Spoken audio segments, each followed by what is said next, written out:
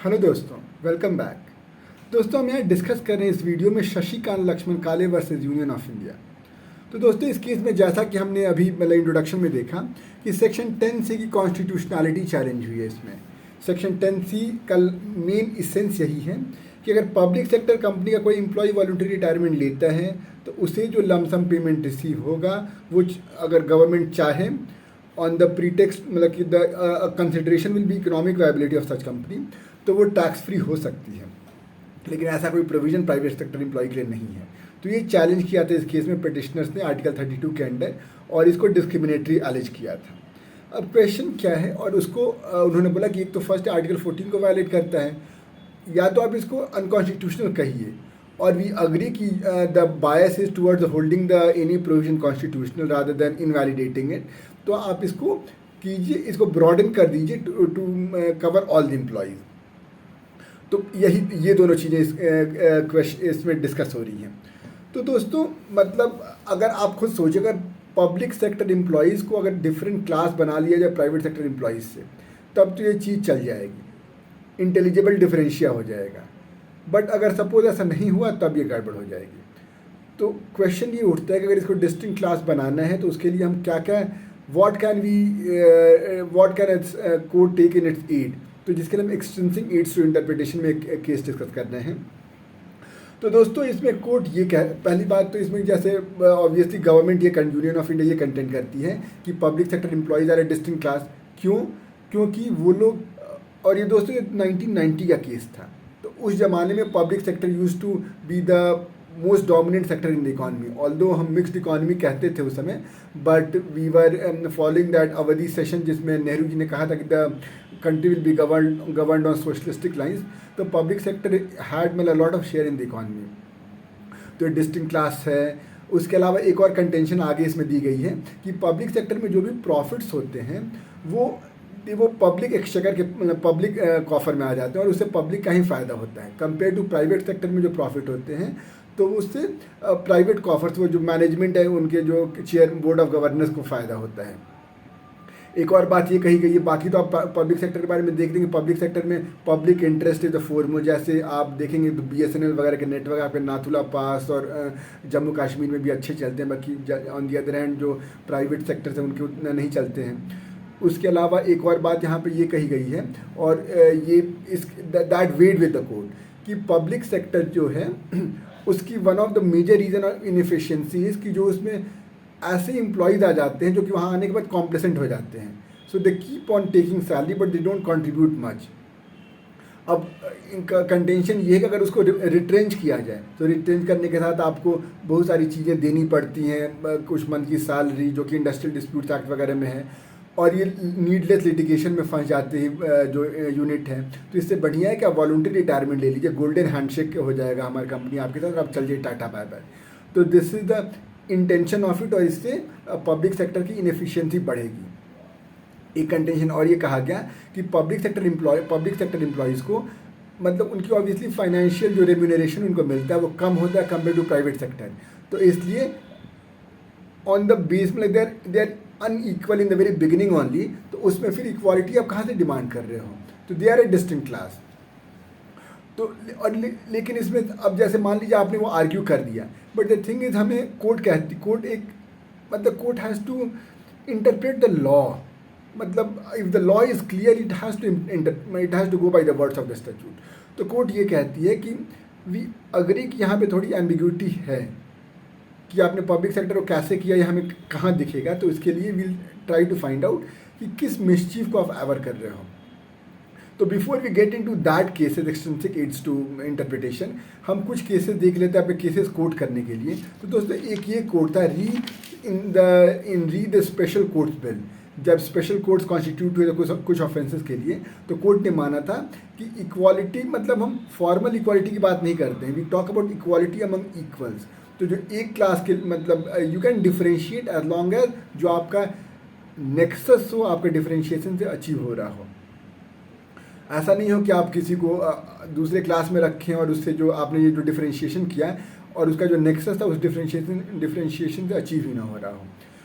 और दोस्तों एक और केस, इसमें एक और टेस्ट कोर्ट ने ले किया था, federation of hotel and restaurant association of India versus union of India. इसमें कोर्ट ने कहा था कि जो टेस्ट है वो ये होना चाहिए, पैल्पेबल आर्बिट्रेरीनेस की, एकदम आर्बिट्रेरी होना चाहिए, palpable on the face of it, applied in the context of the felt needs of the times. और ये जो आप डिस्क्रिमिनेशन किए हो, मतलब जो इंटेलिजिबल, जो गवर्नमेंट कंटेंट करके इंटेलिजिबल है, तो जो भी आप डिफ्रेंशिएशन कर रहे हो ये नीड्स ऑफ द टाइम के हिसाब से और सोसाइटल एक्सिजेंसीज के हिसाब से होना चाहिए। और अगर इस टच स्टोन पे अगर वो पैल्पेबल आर्बिट्रेरी है तब ये गलत है। और कोर्ट ये कहता है कि the differentiation should include all those who are similarly situated and none who are not. ये बड़ी बात है। जैसे मान लीजिए जो इनकम टैक्स में जो स्लैब है कि 5 लाख से ऊपर वाले सब इधर, अब ऐसा ना हो कि कोई 5 लाख से ऊपर वाले और उसको हम नीचे वाले स्लैब में ला रहे हैं, तब वो आर्बिट्रेरी हो जाएगा। तो ये टेस्ट है दोस्तों। अब now coming to extrinsic aids वाले केसेस के लिए, तो दोस्तों एक state of west Bengal versus union of India की बात हुई थी एक कोर्ट ने, जिसमें बोला गया है statement of objects and reasons accompanying a bill when introduced in the parliament can be used for the limited purpose of understanding the background and the antecedent। उस समय क्या स्टेट ऑफ अफेयर्स थे। अब दोस्तों आप मेरे से पूछेंगे कि बैकग्राउंड क्यों जानना जरूरी है। दोस्तों बैकग्राउंड जानना जरूरी है क्योंकि बैकग्राउंड से आप ऑब्जेक्ट ऑफ द बिल समझ सकते हैं। ऑब्जेक्ट ऑफ द बिल क्यों जानना जरूरी है, क्योंकि ऑब्जेक्ट ऑफ द बिल से आप पर्पज ऑफ द बिल समझ सकते हैं। और here we need to differentiate between purpose of the bill and legislative intention. और ये कोर्ट एक बहुत बढ़िया है कि यहाँ पे फ्रांसिस बेनियन स्टैट्यूटरी इंटरप्रिटेशन से कोर्ट करता है कि जो पर्पज और ऑब्जेक्ट ऑफ एन इनैक्टमेंट होता है इट रिलेट्स टू मिसचीफ, जो कि इनैक्टमेंट से दूर करने की कोशिश है।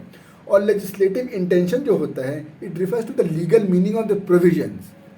तो अब हमें किसी चीज़ की कॉन्स्टिट्यूशनलिटी देखनी है तो हमें लीगल मीनिंग तो ठीक है, लेकिन उससे पहले हमें ऑब्जेक्ट को देखना पड़ेगा, किस चीज़ के लिए वो एक्ट लाया गया था।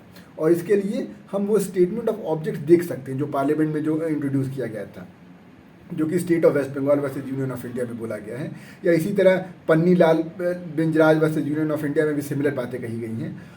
तो दोस्तों अब यहाँ पर कोर्ट ये कहती है कि जब इसका statement of objects and reasons आया गया था तो उसमें वही बात लिखी हुई थी कि हमें पब्लिक सेक्टर से वो जो एम्प्लॉय है जो कि बर्डन हो गए हैं, which have become burden in the neck of the public sector company, उनको हमें वॉलंटरली हटवा देना है। नहीं तो फिर उनको अगर हम रिट्रेंच करेंगे तो नीडलेस लिटिगेशन और अनड्यू मतलब कि बर्डन पड़ जाएगा कंपनी पे।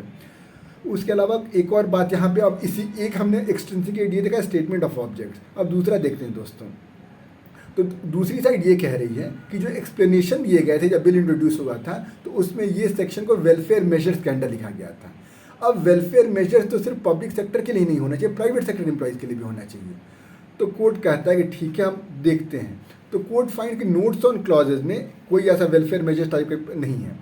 वेलफेयर मेजर्स कहाँ हैं? एक्सप्लेनेशन में, जो कि बिल सर्कुलेट होता है पार्लियामेंट में लोगों के पास, तो उसमें जो पार्लियामेंट उस सेक्शन को कैसे पढ़े, कैसे इंटरप्रेट करें, उसके लिए एक एक्सप्लेनेटरी क्लॉजेज दिए हुए थे जिसका हेडिंग थी वेलफेयर मेजर्स, जिसमें ये सेक्शन लिखा हुआ था।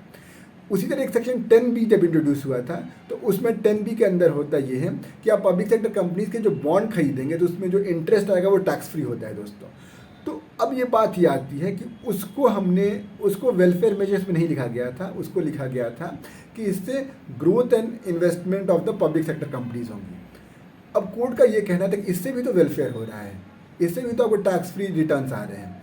लेकिन तो इसका मतलब ये हुआ कि वेलफेयर मेजर्स के जो प्रोविजंस हैं या तो वो कई जगह इंटरस्प्रेड हैं, तो कन्वर्सली हम ये कह सकते हैं कोई प्रोविजन वेलफेयर मेजर में है या नहीं, that has not must do कि वो वेलफेयर प्रोविजन है या नहीं। एंड लेटर ऑन कोर्ट ये कहती है कि वेलफेयर होना is a fall out, is an effect of this provision. इसका मेन एम ये है कि पब्लिक सेक्टर कंपनीज का, पब्लिक सेक्टर का भला हो, उसे पब्लिक सेक्टर एम्प्लॉयज़ को थोड़ा बहुत बेनिफिट हो जा रहा है। That is a fall out, that is an unintended consequence मान सकते हैं। तो इसलिए हम एक्सप्लेनेटरी क्लॉजेज का यूज़ नहीं कर सकते हैं।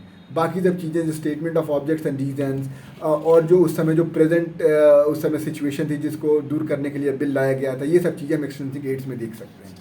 और कोर्ट ये कहते हैं कि एक्सप्लेनेटरी क्लॉजेज में जो चीज़ें लिखी होती हैं वो पॉपुलर चीज़ें लिखी होती हैं ताकि उसके बेसिस पे गवर्नमेंट अपने स्टैंड को जस्टिफाई कर सके जो पार्लियामेंट में डिबेट होगी। तो ये वेलफेयर मेजर है, दैट वो कोर्ट को नहीं देखना है टू अंडरस्टैंड द कॉन्टेक्स्ट जिसमें बिल लाया गया था। तो दोस्तों ये रहा हमारे, तो ऑन दिस बेसिस कोर्ट से और कोर्ट एक और बात में डिफ्रेंशिएट करती है जो मैं शुरू में बताना भूल गया।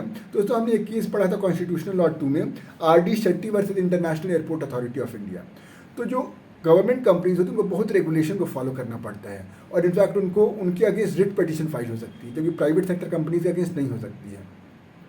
तो they have to be extra cautious, they have to promote the interest of employees, interest of the community. तो obviously it's a difference class. और ultimately what weight with the court was this कि जो ये section 10C में जो phrase use हुआ है कि किस कंसिडरेशन पर डिसाइड करें कि टैक्स फ्री होना चाहिए नहीं, ये इकोनॉमिक, इसमें word economic viability of such company. तो मतलब economic viability of the public sector company is one of the important consideration to decide कि टैक्स फ्री होगा या नहीं। तो इसका मतलब 10C का जो मेन प्रोविजन था वो पब्लिक सेक्टर की हेल्थ और वेलबींग था, और by that way health and wellbeing of the country. तो इसलिए दोस्तों इट्स अ गुड डिफरेंशिएशन, मतलब कि इट्स एन इंटेलिजिबल डिफरेंशिया। और इसलिए ये कहना अब ज़रूरत ही नहीं है कि सारे एम्प्लॉयज़ को होना चाहिए, मतलब अब इट्स वो तो इन द ऑल्टरनेटिव उनकी डिमांड थी कि अगर ये अनकॉन्स्टिट्यूशनल ये काम करो, आप ये सब एम्प्लॉयज़ को दे दो। तो ये पहले ही कॉन्स्टिट्यूशनल है तो वो डिमांड अब फुलफिल होने की ज़रूरत नहीं है। तो दोस्तों हमने इसमें एक्सट्रिंसिक एड्स टू इंटरप्रिटेशन देखा कि हम इसमें statement of objects and reason देख सकते हैं और इसको नहीं देख सकते हैं, जो एक्सप्लेनेटरी क्लॉजेज। और इसके लिए हमने जो 2-3 केसेस सपोर्ट में लिए, state of west Bengal versus union of India और Panna Lal Binjraj versus union of India. और to make a distinction between public sector and private sector, RD Shetty versus international airport authority of India हमने देखा। और दोस्तों एक और हमने देखा यहाँ पे केस ये, जस्ट अ सेकेंड दोस्तों, Hindustan paper corporation limited versus government of Kerala, जिसमें public sector can be treated मतलब उनको different yardstick then private sector. तो दोस्तों आई होप आपको ये केस समझ में आया होगा। थोड़ा लेंदी ज़रूर था, but then we had to understand every bits and details of it, ताकि सुन के याद हो जाए। कोई दिक्कत, कोई परेशानी कमेंट सेक्शन में ज़रूर बताइएगा। मिलते हैं अगले वीडियो में एक नए केस के साथ। Till then let's continue with law and take good care of yourself. Bye bye.